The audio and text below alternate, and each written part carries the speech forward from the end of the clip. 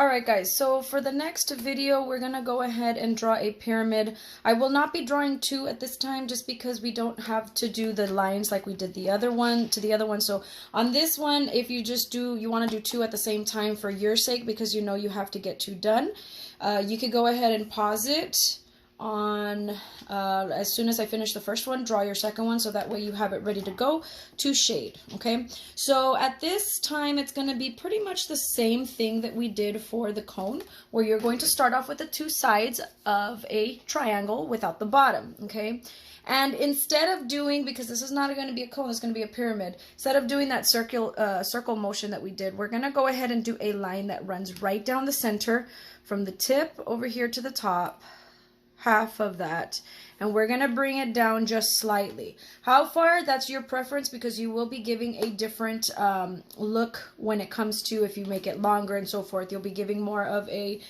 diamond shape that way, but so we're not taking it too far down, at least for the first one. If you want to play around with the second one, go ahead, but you do notice how much further down. It's probably a little less than half of what the line from this section to this section is. Okay, so now at this point it kind of looks like an arrow. You can kind of see that if that is an easier reference to you, but what you're gonna do after that is just make sure that you connect from line to line over here on the little corners, the tip, and then this line to this line. So I'm just going to take the very edge and go ahead and connect them.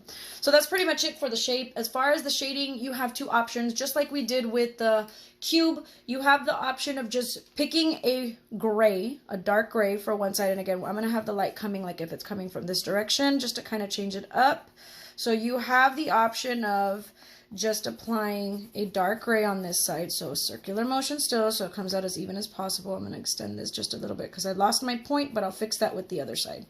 Try your best to stay within the lines, guys, okay? So at this point, I'm going to go ahead and do this and take this gray all the way down. Try to make sure that it is even.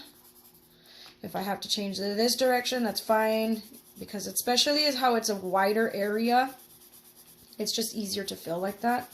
Still doing the circular motion. Notice it's a big oval. As long as you're doing circular motion, and you'll see right now when I start filling all of it, it should pretty much even out. If you're doing strokes, line strokes, that's where it's more difficult to make it look like an even gray, okay? I'm still going in this direction, but again with the oval shape. Using the side of my pencil.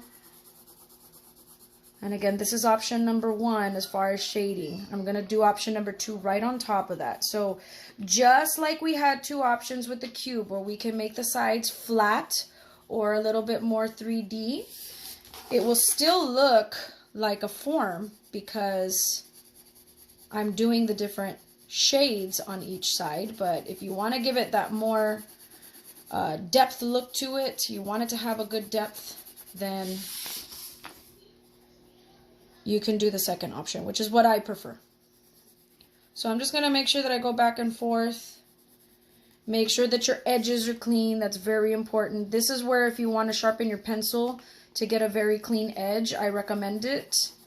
I've had a lot of practice where I don't necessarily have to, but if it's easier for you, then that's fine. And you notice I'm turning my paper because I feel more comfortable over the years that I've done it to make sure that those lines are straight when I'm working on the top part of it, okay? If I had it reversed, it's more difficult for me to make sure that that line is straight. So whatever works for you guys. Okay, so on the second one, and again, I kind of extend a little bit up here. Just try your best to stay in the line so you don't have to worry about that.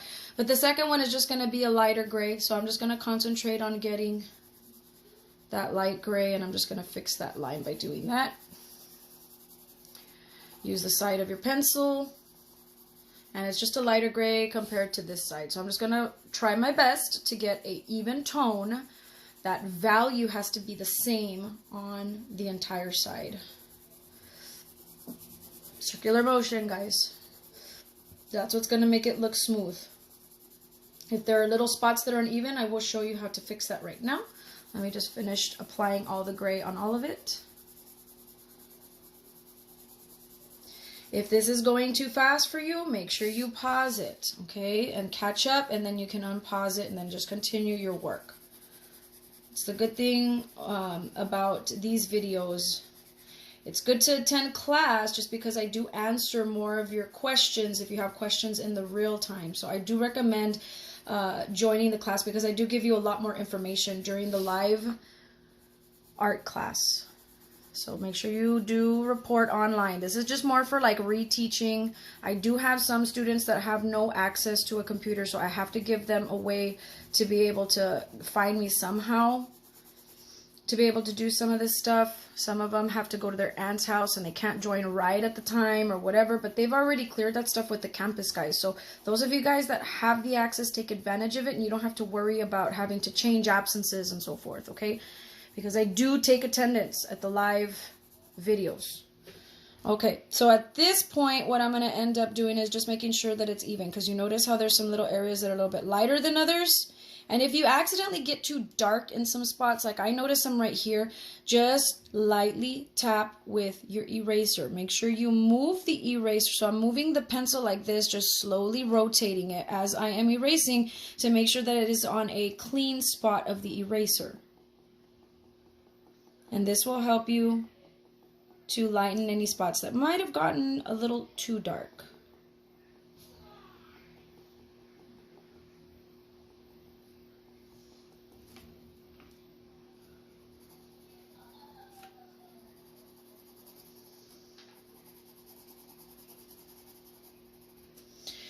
Okay, so now at this point, this is option number 1 up here. And again, like I said, I accidentally went a little bit out and I was trying to clean it, make it straight. So I would actually go back and clean it just a little bit, like with the eraser, just to lighten it, because it should be all the way straight. So if that happens to you, go ahead and do that now. And this is option number 1. So as long as it's pretty much even on both sides, you're good, okay? And one's darker, one's lighter. Now, if you want to do it more 3D, like we want to give it more depth, then it's just like option number 2 on the cube, where you're going to apply dark because it is coming from the top. So I'm going to apply this gray just a little bit darker, making sure that that edge, that's why it's harder for me to do it on the bottom. I prefer to turn it around just because for me going with those lines, when I'm concentrating on the top part of where I'm doing the oval shape, I can keep it straight. So that's why I usually turn my paper around. But I do want you guys to be able to see on the video that it's basically from the bottom to the top of the pyramid. I'm applying a little bit more dark and going light towards the top. So you're basically lifting the pressure. So I'm still pushing with the round motion, but as I move up, pick it up slowly and slowly and slowly. So you get the dark to light. Okay, and now that it's very difficult to see, but you can notice that it does go dark to light to the top. If you can't see that, you need to train your eye a little bit better, and it just takes practice, because drawing is just basically training your eye to see detail, but it does give it more of a 3D effect. I'm just going back and making sure that it is even with the rest of the tone that I have there, okay? So you will see it a lot more on this side, so you'll see what I'm talking about for those of you guys that struggle with seeing some of that detail. So what I'm going to do is I'm just going to make it not as dark as this, because we still have to have the different grays, but I still have to make sure that it does go dark to light to the top. So this is a lighter gray than this, but it is darker than the top half. And what I'm doing is I'm picking it up, making sure I go all the way to the edge, circular motion, and then I'm lifting the pressure as I move towards the top in circular motion. So I still have to go back because there was these little spots that missed it. And I want to, whenever you're like this, when you're going dark to light, if you have to go in this direction, your best bet is just to make sure that you apply it slowly till you get to that same gray, to make sure that it's even, because it's going to be different here than it is over here on the top, okay? Same thing for this side. Circular motion. Not straight back and forth.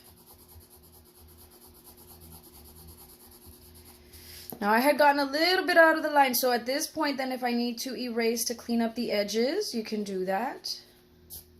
And then if you lose your line in between, I did a pretty good job as far as keeping the line, but if this part looks too similar to this, then just go back and darken the opposite side and just apply a little bit of transition moving outward, and you should be good, because you do need to make sure that all of your contours, which just means the outline of your shape, is as smooth as possible, okay?